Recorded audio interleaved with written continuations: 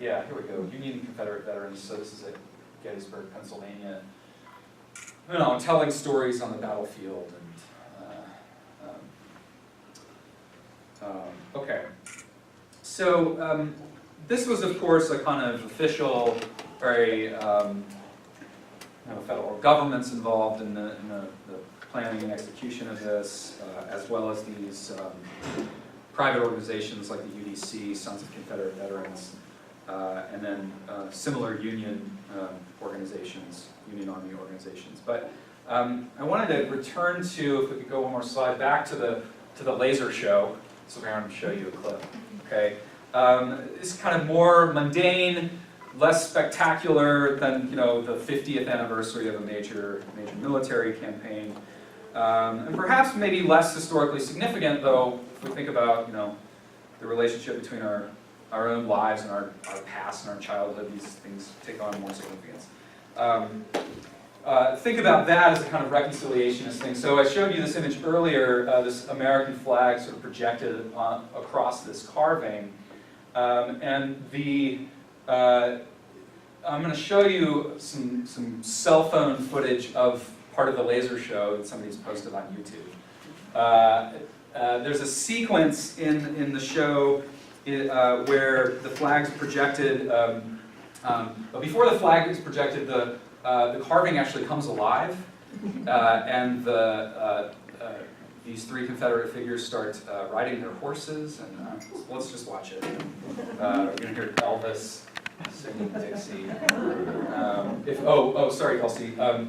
I just want to make sure I'm connected. Oh, gotcha. Okay.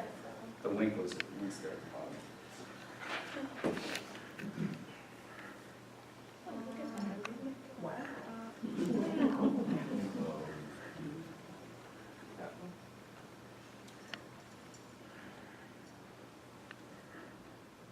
All right. I hope you're able to hear it. I'll turn it up. Probably turn it up as loud as you can, maybe. Out of your Dixie. Yeah. There we go. Okay.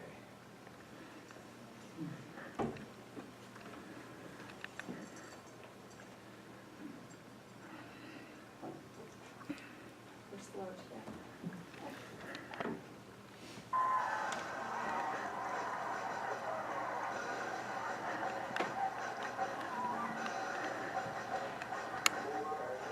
This is the 4th of July celebration, so it's a big one of the summer.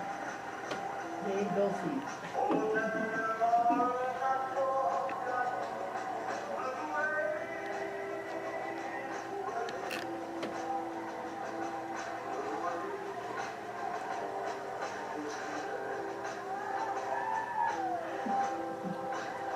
We'll get to it in a minute.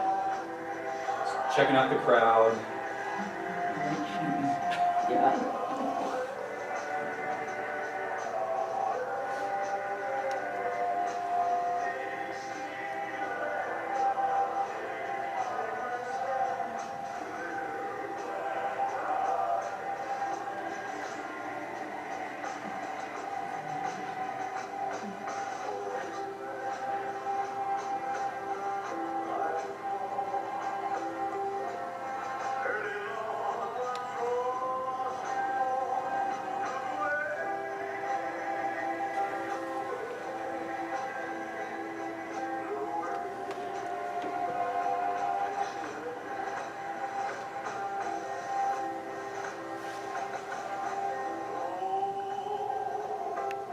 To the marching here.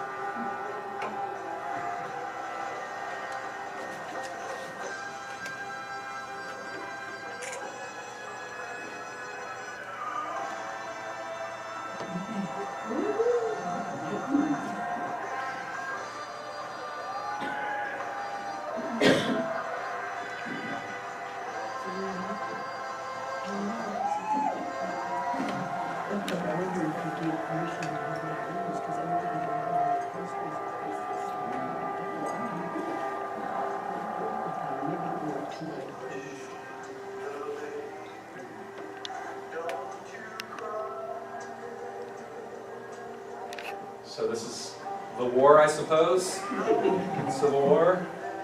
Are those cannons?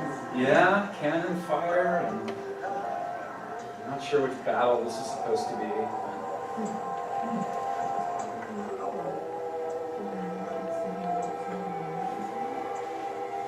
There was the burning of Atlanta, right?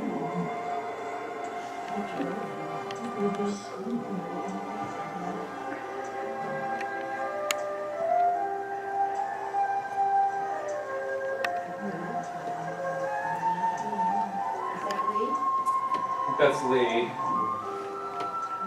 surveying the dead. That must be Atlanta.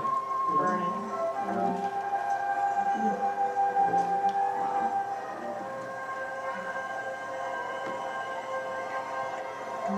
Here's the big crescendo. What are we looking at there? I I can't quite tell here either. can't tell. It looks like the Last Supper. Yeah. So there's Lee sort of breaking his compass. And here's the big finale here. Right?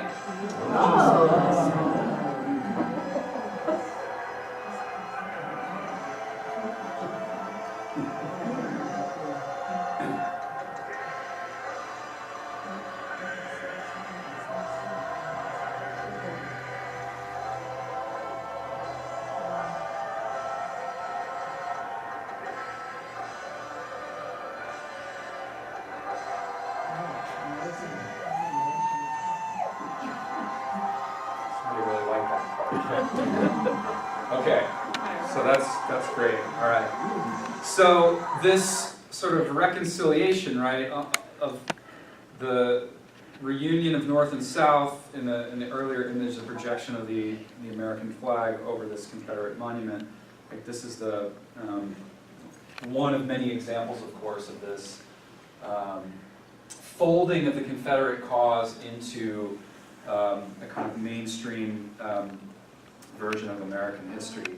I'm a little short on time. I wanted to speak a bit about the role of the courthouse, where many monuments were erected in the late 19th, early 20th century. We can look at a couple examples here, just kind of move through them relatively quickly.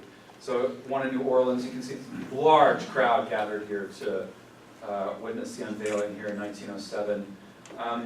I wanted to spend a little time talking about the relationship between these monuments and the practice of lynching.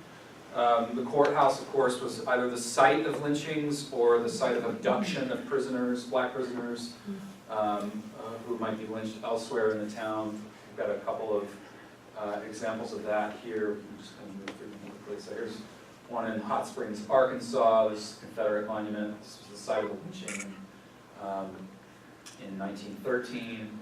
This one's a bit gruesome. I apologize. The next one, this is Omaha, Nebraska. So in fact, outside of the Confederacy, 1919. If we move, think about this timeline of lynchings here in the American South. This is from about 1895 through 1920 or so. This coincides with much of this memorialization of the Confederacy, so these things are kind of happening in tandem with one another. Do you have a big number of those lynchings? In Illinois, I'm not sure about the nature of that one. The KKK had a pretty strong presence in Yeah, Illinois and yeah. Indiana. Those are very closely clustered together. Yeah. Some of these are not against black Americans, but against Native Americans, Jews, Chinese immigrants. So the context varied. Most of the ones that happen in the South, certainly not all, are targeting African Americans. I wanted to end back in Tennessee. We started there in Memphis. And I'll just, if we could go one more slide. This is a fairly hideous statue, just from an aesthetic point of view. No matter your feelings about Confederate memorialization. You can see this from I-65, it's just south of Nashville, Tennessee. This is Nathan Bedford Forrest. He was a Confederate officer and one of the founders of the first Ku Klux Klan. And this was erected in 1998.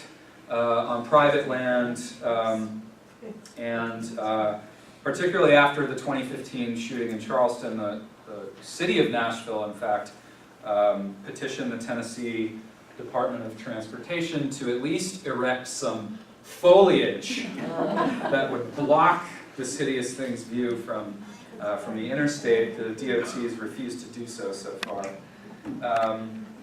In December of last year, some so-called vandals, if we could go to the next slide, painted it pink. I think these vandals were probably at a women's march at some point. But